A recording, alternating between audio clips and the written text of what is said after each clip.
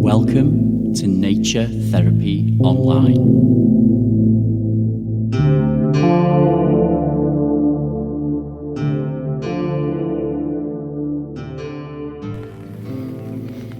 Hi there folks, and welcome to episode 16 of Nature Therapy Online. So, I don't know if you can hear the strange little noise, the sort of pitter-patter sound of raindrops in the background today. That's because I'm recording this in my garden, and I'm stood at the back by the old stone wall we have at the back of the garden, and there's a little wooden gate here that leads out onto a field of sheep who, unfortunately, I just gave a little bit of a fright by starting to talk. There's one in particular, one brown, very shaggy sheep, and she's a really curious one. Whereas like most of the flock run away, she tends to stick around and just stare at me a little bit longer.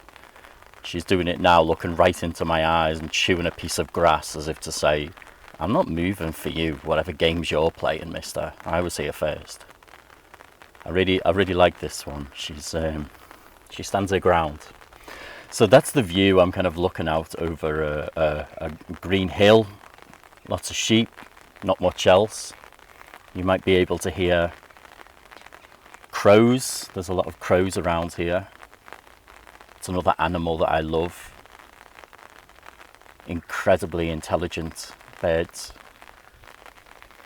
And I wanted to do an episode about rocks, and stones and crystals and solid matter, and how therapeutic it can be to really pay attention and engage with rocks and crystals and stones and, you know, these solid, reliable things that have sometimes been around for millions of years and come in such a massive variety of gorgeous colours and different hardness and softness, just unbelievable diversity. And one thing that springs to mind for me when I look at rocks and I touch rocks, feel rocks, is the spiritual association of earth. So, you know, I think if you have an interest in, you know, metaphysical spirituality, if you like, you'll know that the element of earth sometimes represents practical things in life. You know, it can be a metaphor or a representation of the solidity that we need in life, the things like money and finance and home, the grounds that you stand on, quite literally, the things that keep you grounded. In tarot, the element of earth represents just that, whereas the other suits will represent, you know, like air will represent thought and the mind, for example. But there's a reason that I bring these associations in, and that's because sometimes when our minds are just full of stress and anxieties and worrying about the future and mulling over the past, sometimes a really simple ecotherapy task can actually be to grab and to hold on to something as solid as a rock. Because making that physical action can quite literally make us feel more grounded. Our bodies and our minds are connected in so many ways. Doing physical actions with nature, symbolic actions with nature, has an effect on our minds. And sometimes when our minds are feeling all over the place and we just can't get a grasp on it and we can't seem to settle it down, and we want to, taking hold of a rock and spending some time with it, sitting down and actually connecting with it, can really make a difference to how we feel. Sometimes, like everything from nature, we might have memories and associations with particular rocks. One thing that I think is incredible with the rocks and crystals that I have is when I want to find a place of calm a little bit more, I will sometimes focus on the temperature, and how when you pick up a rock or a crystal and you hold it, in the beginning, you know, the temperature is so different from yours, most of the time at least. Especially in colder seasons, you will notice this as well, or if your stone is lying somewhere cold at home and you pick it up. Just that very sensation of the coldness somehow brings you out of your mind. It's like there's this other being almost reminding you, hey, there's more going on outside than there is going on in your mind. So let's focus on this temperature, this feeling, this reminder that the contents of your mind is not the contents of the entire universe.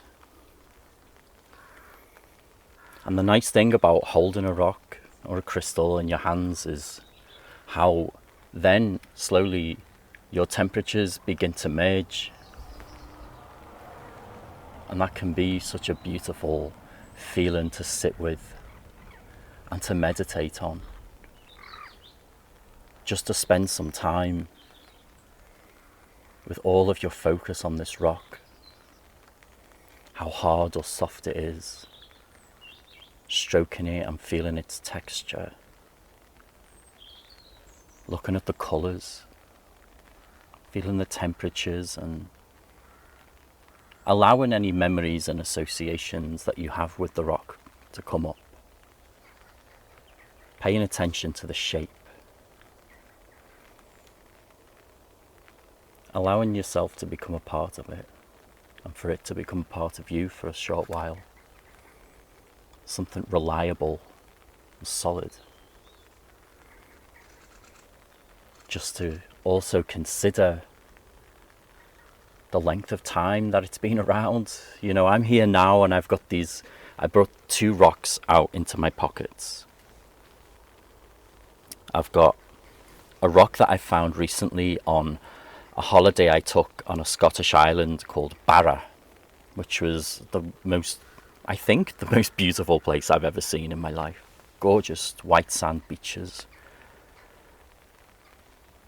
beautiful turquoise water. And I decided I wanted to take some rocks home from this place as souvenirs, and this one rock that I found was so beautiful. I'm looking at it now, it's a pebble from the water, from where the waves met the sand. And it's really hard for me to ever not have these associations when I look at it. It's such a smooth, beautiful rock, and it's got black stripes and orange stripes, and it's so smooth to touch. It's so cool. And in my other pocket, I've got one that's been, I guess, interfered with people. Well, I don't guess, I know it's been interfered with by people. It's an amethyst crystal. Gorgeous purple colour. It's been polished and carved a little bit into a pointed shape. But sometimes with crystals and gemstones, when you look at the incredible, vibrant and psychedelic colours that they come in, they're sometimes the most vivid reminder of what a beautiful and mysterious and incredible land it is that we live on. You know, this gorgeous purple crystal that just grows, just forms. And both of these, for all I know, could be millions of years old. They will outlive me in this form, or at least a similar form. So that's my little invitation to you for this week. I want you to go on a walk. Hopefully it won't be as rainy as it is here. Can you still hear the rain pattering down on my umbrella here? I'm not sure if pattering is a word, but there's the pitter-patter. You know what I'm talking about, folks. If I invented a word, then I want it added to the dictionary immediately. So yeah, hopefully the weather will be a little bit nicer when you go for your walk, but I want you to go outside and I want you to find a rock or a stone or a pebble, and I want you to bring it home and leave it somewhere visible. And when your mind is busy and you want to feel more grounded, I want you to just deliberately spend some time with it. I want you to go and pick it up and sit just for a few minutes at a time and contemplate all of the things that we've discussed in this podcast. The colour, the temperature, the associations, the hardness, the softness, the sight, the colours, all of that. And I want this practice to go on for longer than a week, you know. You might already do this. You might have a little collection already, but please find a new one, add it to your collection. And if not, you know, feel free to start a little collection. It's the most harmless thing you can collect. And just to let you know, before I finish this podcast, as the rain's getting heavier, that the sheep have started to gravitate back towards me here. They've seemed to realise that I'm of no threat to them whatsoever. So it was led by the brown shaggy one who, you know, stood her ground. She kind of goaded the rest of them to come back to this wonderful grazing spot that's just over the wall here. So there you go, folks. I will leave you with that. I'll leave you with that image of the happy grazing sheep. And I want to thank you so much for tuning into the podcast. And just remind you before I go that on my website I run ecotherapy sessions online with people where I tailor private ecotherapy tasks to you and your situation with life, and I can work with you for a couple of sessions. I can work with you more regularly. Totally up to you. All of that info is on my website at naturetherapyonline.net, and I'd love to hear from you. But wherever you are in the world, I send you smiles and hugs, and I hope that you're doing great. So that's me for this week, folks. I want to thank you again. You take care, and bye-bye.